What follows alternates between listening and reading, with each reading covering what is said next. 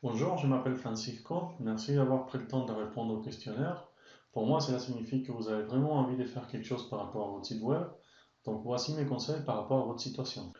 La première étape avant de commencer à développer votre site web, c'est de développer votre identité visuelle. Et la bonne nouvelle, c'est que vous l'avez déjà fait. Maintenant, il faut simplement s'assurer que toute la charte graphique que vous avez utilisée, donc la typographie, les couleurs, etc., ils vont être représentés, aussi ils vont être utilisés pour le développement de votre site web.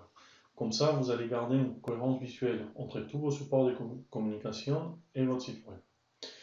Il faut aussi peut-être ajouter quelques couleurs supplémentaires ou quelques couleurs complémentaires pour pouvoir donner des touches, des couleurs différentes pour les boutons, etc. Si vous avez l'intention d'être actif sur les réseaux sociaux, faites attention à bien adapter votre logo pour les icônes des réseaux sociaux. Des fois, les logos des réseaux sociaux, ils sont ronds, ils sont carrés, ils sont petits. Donc, pas forcément tous les éléments de votre logo ils vont être visibles et ça va demander de pouvoir les adapter. Mais voilà, si vous avez fait déjà votre identité visuelle, la première étape est accomplie. Vous voulez créer un site web pour vous montrer.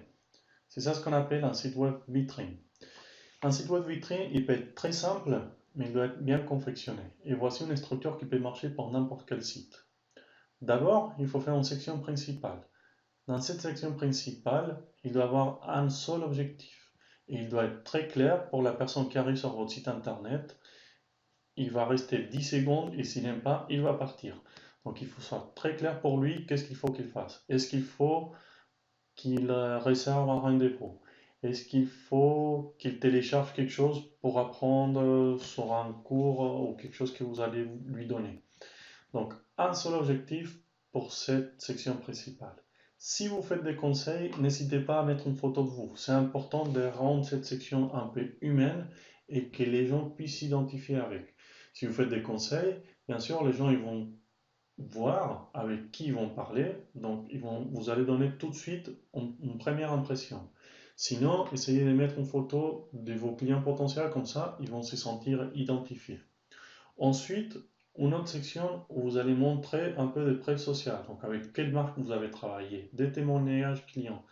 Si vous commencez votre activité, n'hésitez pas à contacter des anciens collègues ou des autres personnes pour qu'ils donnent des témoignages par rapport à vos valeurs, votre activité, comment est-ce que vous travaillez, etc. Ensuite, vous pouvez montrer votre travail récent. Et là, c'est pas la peine de mettre tout à n'importe quoi. Il faut bien choisir qu'est-ce que vous voulez montrer. Et comme ça, les gens ils vont se sentir identifiés. Et en plus, vous allez montrer des choses que vous aimez faire.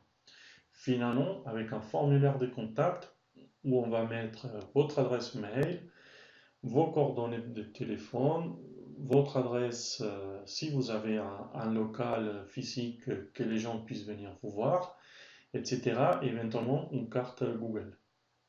Mon conseil, c'est faire quelque chose qui soit simple, épuré, et regarder votre concurrence. Qu'est-ce qu'ils font vos concurrences? Comme ça, vous pouvez mettre des touches pour pouvoir vous différencier par rapport à votre concurrence. Pensez à votre client et les messages que vous voulez faire passer sur votre site. Et bien sûr, votre site doit être adapté pour les PC, pour les tablettes et pour les smartphones. C'est ce qu'on appelle un site internet responsive. Et ça, c'est important parce qu'aujourd'hui, plus de 50% de trafic passe par les tablettes et les smartphones. La maintenance, c'est probablement la partie la plus difficile à mettre en place et il faut la mettre à jour régulièrement. Donc, comme vous allez gérer cette partie par vous-même, allez vous donner simplement quelques conseils. Surtout si vous allez utiliser des extensions gratuites parce que vous avez développé quelque chose sur WordPress, renseignez-vous bien avant, car souvent il y a beaucoup de fonctionnalités qui sont gratuites, mais après les fonctionnalités les plus importantes, il faut payer. Il vaut mieux investir quelques zéros dans la sécurité et la sauvegarde de votre site web que se faire pirater. Surtout si vous utilisez de WordPress, il y a des extensions qui permettent de modifier les paramètres génériques de WordPress. Donc ça, c'est très important pour avoir une sécurité plus élevée sur votre site. Si vous ne connaissez pas trop dans ces domaines-là, mon conseil, c'est de passer par un prestataire externe. Pour quelques dizaines d'euros par mois, vous allez éviter beaucoup de maux de tête et vous allez gagner énormément de temps. On vient de voir les trois étapes pour créer votre site internet. Donc tout ce qui est par rapport à l'identité visuelle, les types de sites internet que vous devez faire et la maintenance du site internet. Maintenant, c'est le moment de poser la question suivante. est-ce que vous avez le temps, l'envie ou la connaissance de faire tout ça par vous-même? Si la réponse est oui, donc n'hésitez pas. Commencez tout de suite. N'attendez pas à que votre site soit parfait ou que votre identité visuelle soit parfaite. Ça va jamais arriver. Il faut faire les premiers pas et par la suite, vous pouvez continuer.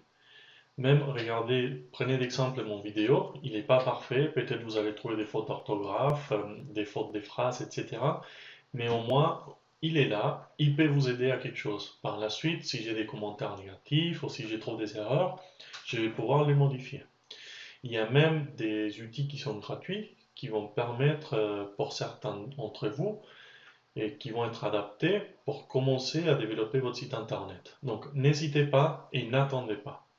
Par contre, si vous pensez qu'il y a certaines choses qui vont au-delà de votre connaissance ou que vous préférez passer du temps pour faire une autre chose, moi je peux vous aider. Depuis plus de 2 ans que j'ai créé des sites web et j'ai travaillé avec des micro-entreprises et des PME pour créer leur identité visuelle. Comme j'ai plus de 10 ans d'expérience comme chef des produits internationaux, on va travailler ensemble pour créer votre site internet comme si c'était un produit à vendre, avec un objectif particulier, un objectif spécifique qui va être adapté à votre entreprise et pour vos clients. Donc, il va être pas simplement un support de communication. On va aller un petit peu au-delà de tous les conseils que je vous ai donnés aujourd'hui pour créer un site internet qui vous représente le mieux. J'ai pu réaliser des sites e-commerce, des blogs, des sites vitrines et tous les sites que je vais créer, ils vont être adaptés pour les PC et pour les smartphones et les tablettes. Je peux aussi vous former dans le cas de si vous faites un blog et vous voulez faire la mise à jour du contenu vous-même, il n'y a aucun problème, on peut faire une formation pour être indépendant. Il y a aussi un service que je propose par rapport à la maintenance, donc tout ce qui est l'hébergement, la mise à jour des extensions, la sécurité et la sauvegarde. Comme ça, vous avez une solution qui est clé en main et vous pouvez allouer votre temps pour les choses qui sont importantes pour votre business. Si vous avez besoin de plus d'informations par rapport à mes services, n'hésitez pas à cliquer le bouton en bas et sinon, vous pouvez me contacter à travers des formulaires de contact. Soit parce que vous avez des questions supplémentaires, soit pour me donner un feedback par rapport à cette vidéo. En tout cas, j'espère que vous avez appris quelque chose. Merci encore pour votre temps et à bientôt.